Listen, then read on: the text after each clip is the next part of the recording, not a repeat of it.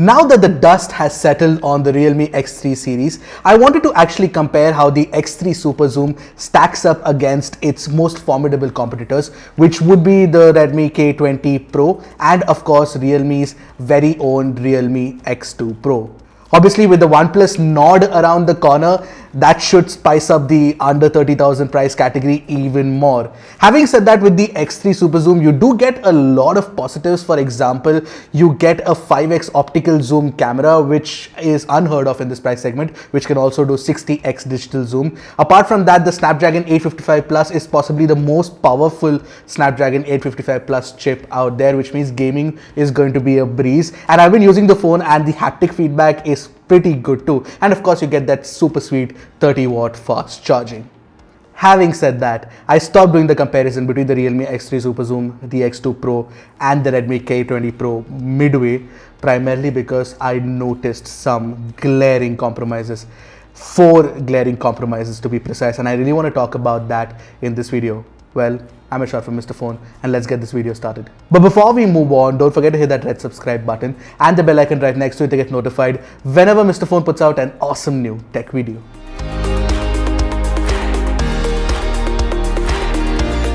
The first time I saw the X3 Superzoom, I was impressed by the polish of the phone. The glass back especially has a gorgeous gradient design that looks attractive.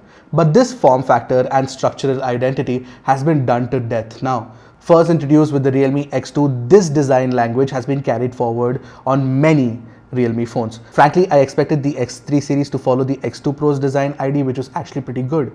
Furthermore, the frame is made entirely of plastic, which is where you can see the cost cutting. I mean, it is fine to use plastic, but I'd have preferred metal. It takes away from the otherwise good looks of the phone. Overall, the design is not very unique even within Realme's very own lineup of phones.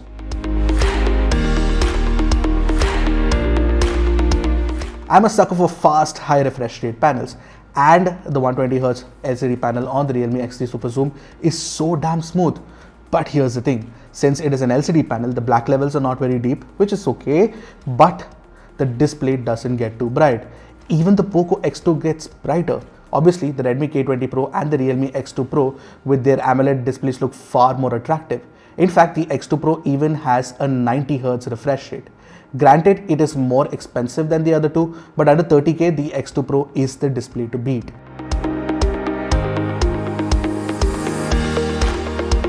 Now, this is a big one. In this price range, to omit the headphone jack feels like a big decision. I can hear many people in the audience saying, but it is 2020 Ershad, the headphone jack is dead. Well, be that as it may, there is a problem with this approach. Firstly, the phone is chunkier than the X2 Pro and the K20 Pro, both of which have a headphone jack. So to say that there wasn't enough space to add all the components and then a 3.5mm jack is something that I cannot digest. Moreover, the phone supports 24-bit 192kHz audio. What's the point of that if you don't even get a passive dongle in the box? Because any active dongle that you use will bypass the DAC on the phone. Regardless, it's an extra expenditure for the dongle. I am slightly disappointed here, but I am majorly disappointed in the next point. Yep, I've saved the best for the last.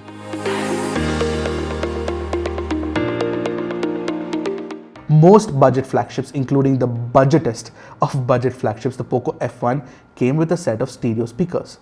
The Realme X3 Superzoom doesn't. I am baffled by this decision. Realme, please tell me what was the logical reasoning here. I'd really like to know. Alright, keep that aside. I'd really have been okay at least if the speaker sounded good. For example, the mono speaker on the LG G7 Thin-Q was tuned beautifully. So much weight and punch to the sound. Well, it is not the case here. The Realme X3 Superzoom's mono speaker sounds below average and hollow. What a pity.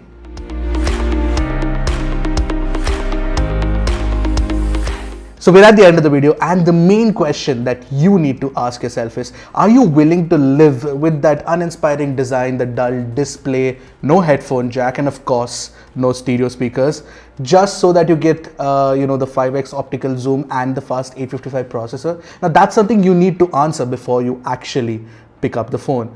You know what, I genuinely had high hopes from the Realme X3 series, but in more ways than one. The older Realme X2 series is actually a much better phone compared to the X3 Superzoom and the X3, and the X3 Superzoom has way too many compromises for me to live with. Obviously, you don't have to feel the same way and your mileage could vary. So let me know in the comment section below. Until next time, this is Ershad from Mr. Phone signing off. Goodbye and Godspeed, my friends.